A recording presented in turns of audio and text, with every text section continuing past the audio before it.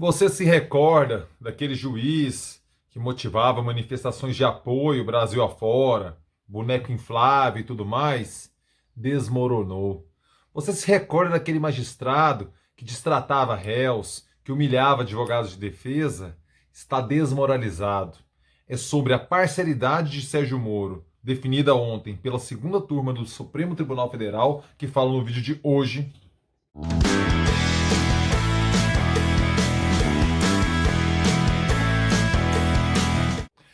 Fala aí, rapaziada! Tudo beleza? Bora gravar o vídeo de hoje, quarta-feira, dia 24 de março de 2021. E eu começo aquele pedido clássico e tradicional, por favor, meu filho, por favor, minha filha. Caso você ainda não fez, caso você esteja pintando pela primeira vez aqui no canal, seja muito bem-vindo. E se inscreva agora aqui no canal. Se inscreva agora aqui no canal, é só passar o mouse aqui, inscreva-se, porque aqui é vídeo novo todo dia, assim, 7 vídeos por semana, vídeo novo todo dia. Por isso eu conto com você para ver os vídeos sobre os assuntos que eu sei que você gosta. Cultura, democracia, política, cidadania, história e tudo mais que se passa em minha cabeça simplesmente doentia. Não vacile, se inscreva agora aqui no canal, porque eu ganho a sua nobre companhia e você ganha os vídeos que diariamente eu compartilho por aqui. Aproveite, sininho na fita. Vai, ative as notificações aí, porque é o seguinte: a partir do momento que eu posto o vídeo, o YouTube te avisa e você já assiste. Veja você, esse é o grande lance, sininho na fita, beleza? Ontem tivemos um julgamento na segunda turma do Supremo Tribunal Federal que reposiciona toda a história política e do judiciário brasileiro, ao menos de 2014 para cá.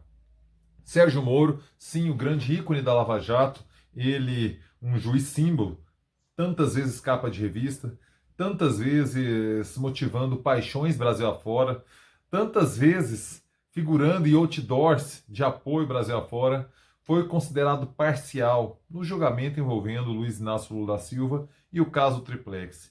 Isso, trocadilhos à parte, é uma das maiores desmoralizações que um magistrado pode ser submetido em sua carreira.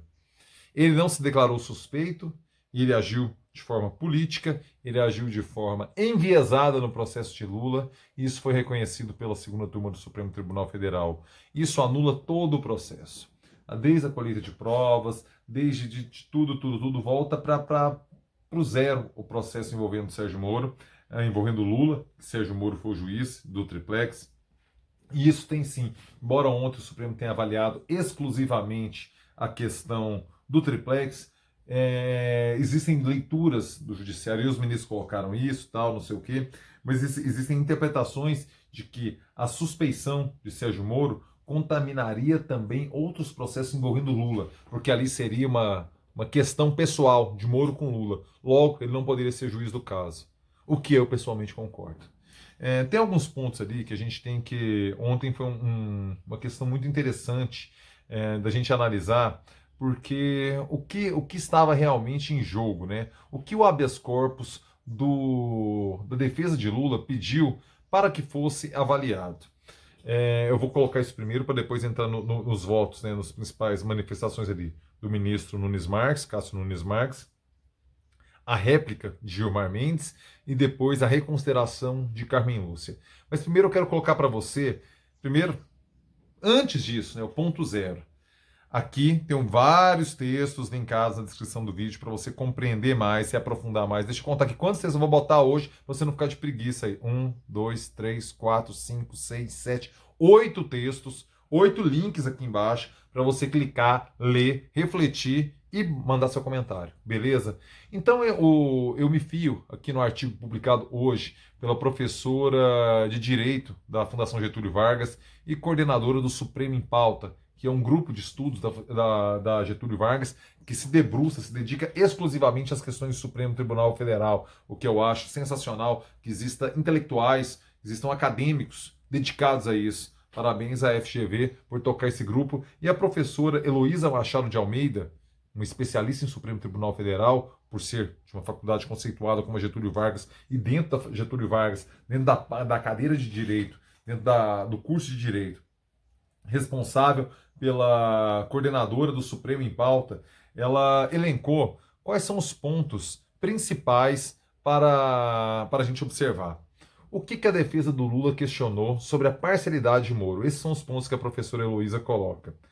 A determinação inconstitucional da condução coercitiva e espetacular de Lula para depoimento. Vamos lá.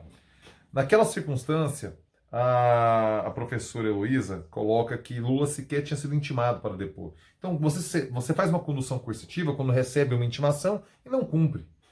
E naquele momento do processo, a professora coloca aqui também, Lula sequer seria obrigado a aceitar essa intimação. Não seria obrigatório. Era um convite para ele colocar seus pontos, ele ser ouvido pelo juiz. Então, a condução coercitiva foi um ponto levantado pela defesa de Lula que teria que ser analisado pelos juízes. Segundo ponto, a ilegal interceptação telefônica de advogados. Veja você, grampearam o telefone à defesa.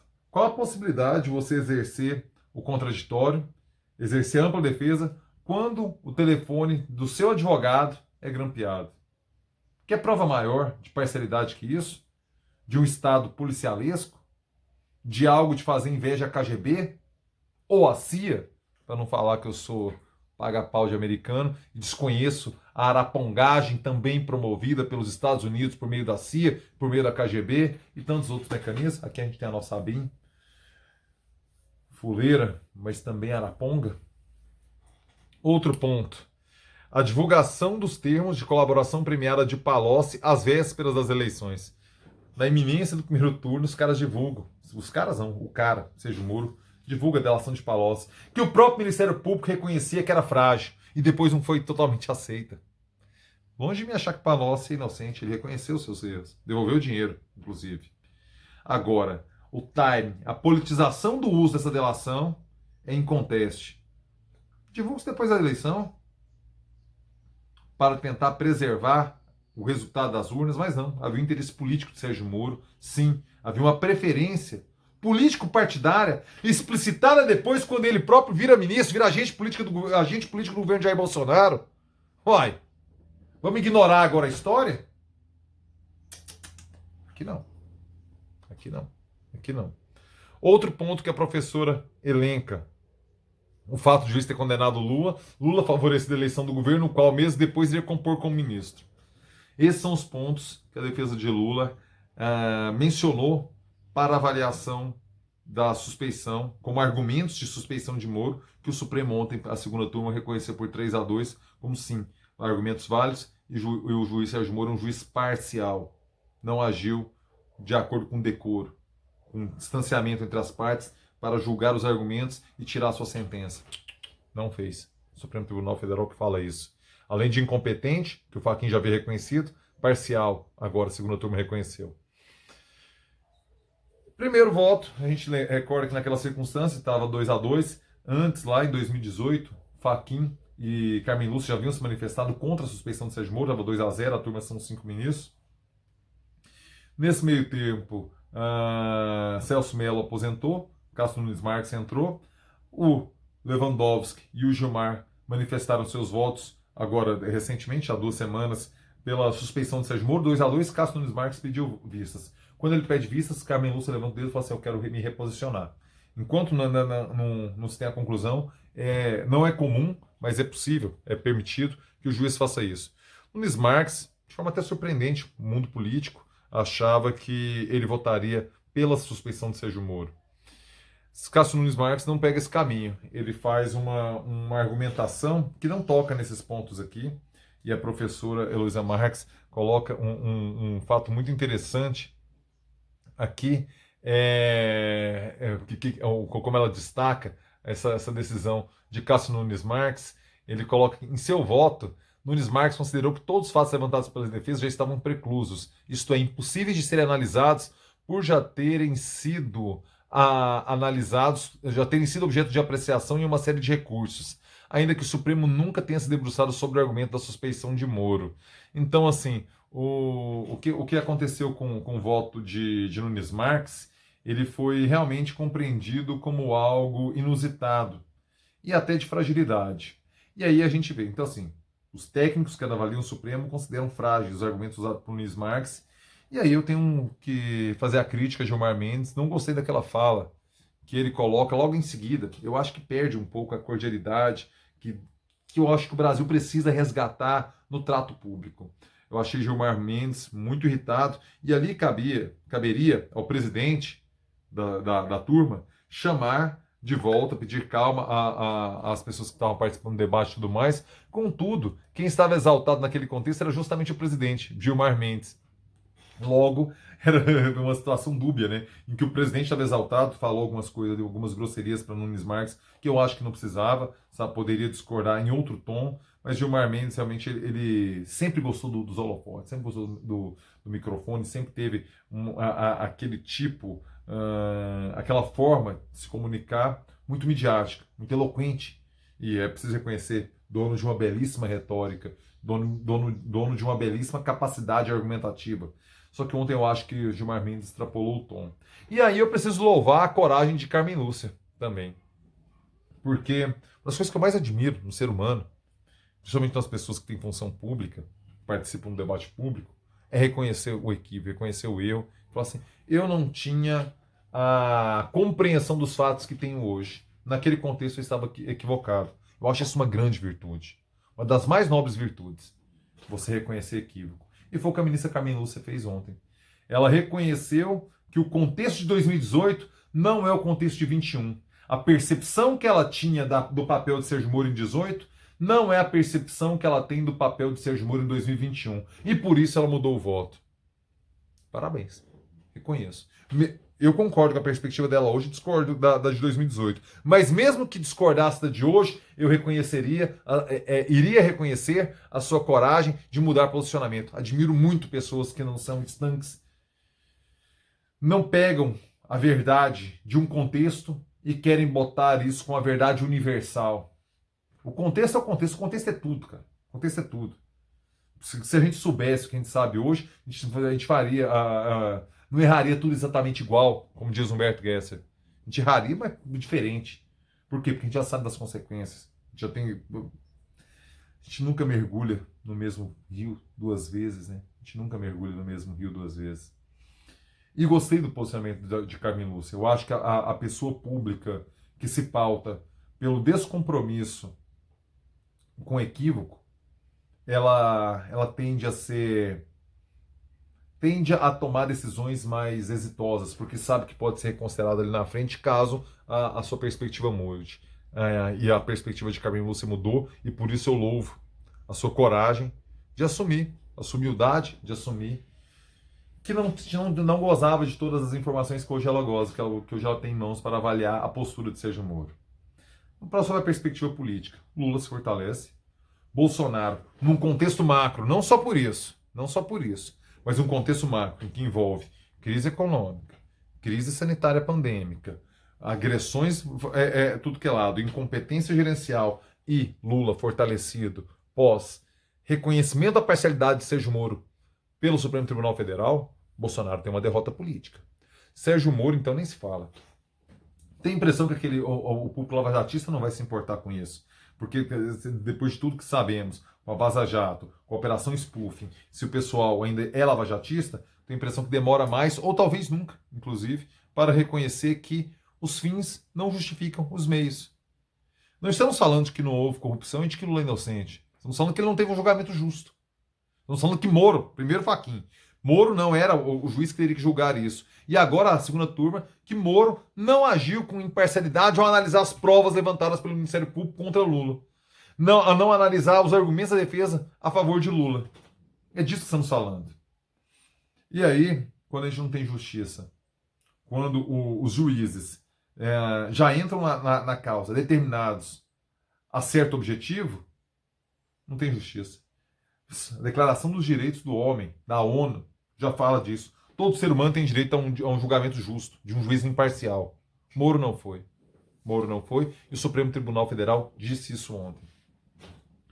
Moro permanece com aquele nicho, pequeno nicho lavajatista, embora o bolsonarismo já faça acenos, tentando sim uma reconciliação para segundo turno com o Sérgio Moro, com o lavajatismo. Afinal de contas, Lula fortalecendo, talvez isso sirva como um medo do bolsonarismo e do lavajatismo contra a figura de Lula crescendo, eles se unam para combater isso, que na cabeça deles é um mal maior. É uma hipótese. É uma hipótese. Hoje o bolsonarismo engoliu o lavajatismo. O bolsonarismo é muito maior que o lavajatismo. Moro se apequenou de uma forma que o Bolsonaro não aconteceu. E olhe, eu nem sei falar quem cometeu mais, quem errou mais para a degradação do Estado Democrático de Direito no Brasil. Porque Bolsonaro é fruto de Moro. Bolsonaro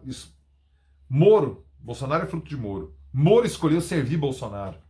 Humilhado diariamente enquanto ministro. Humilhado diariamente. Já falei disso, né? Moro, incompetente e inescrupuloso. Gravei um vídeo aí há um tempo sobre isso. Depois vocês acessem aí no canal, procurem aí e vejam. E agora a gente tem um novo cenário político com Sérgio Moro. Desculpe novamente os trocadilhos. Desmoralizado, reputação que desmoronou, bolsonarismo acuado, vídeo discurso de ontem sobre as vacinas, que a gente fala mais calma aí, vai ter live no final de semana, vamos conversar sobre esse discurso aí das vacinas, talvez amanhã, porque não dá nem para prever, né, cara, acontece tanta coisa, mas a gente pode analisar o discurso do Bolsonaro depois, amanhã nas lives, tudo, porque eu considerei o fato do Moro mais relevante que o discurso de Bolsonaro. Talvez essa reunião com os governadores hoje desmembre em coisas para gravar o vídeo de amanhã. Mas é isso, esse é o cenário que temos. Moro, pequeno, anão da história, uma figura triste, figura que não vai para o rodapé da história, porque o que ele fez, o erro foi grande demais. Agora, não entra para a história da forma como almejou. Definitivamente não. Definitivamente não. Entra para a história com uma pessoa que corrompeu o devido processo legal no Brasil e tardou. Tardou. Mas a justiça foi feita e se reconheceu que, da forma como o Moro agiu, da forma como a Lava Jato agiu, não se constrói um país virtuoso. Não temos um caminho de virtude positivo, nobre, com aqueles métodos escusos, inescrupulosos. Rapaziada, se chegou até aqui, por favor, like, deixe seu like, importantíssimo para mim, a sua interação positiva. Beleza? Beleza? Deixe seu comentário, eu respondo todo mundo, todo dia. Respondo todos vocês, beleza? Live no final de semana, sexta-feira, tirem as crianças da sala, vamos receber a deputada estadual Adriana Accorsi e o cineasta Pedro Novaes, eu e André Rodrigues, naquele papo astral da sexta-feira, às 9 da noite, aqui no canal. Sabadão, clássica, tradicional e etírica Morgue Costa, também aqui no meu canal essa semana. Eu e Morguinha, sabadão às 9 da noite, tocando aquela ideia esperta com você, beleza? Rapaziada, excelente quarta-feira e é nóis!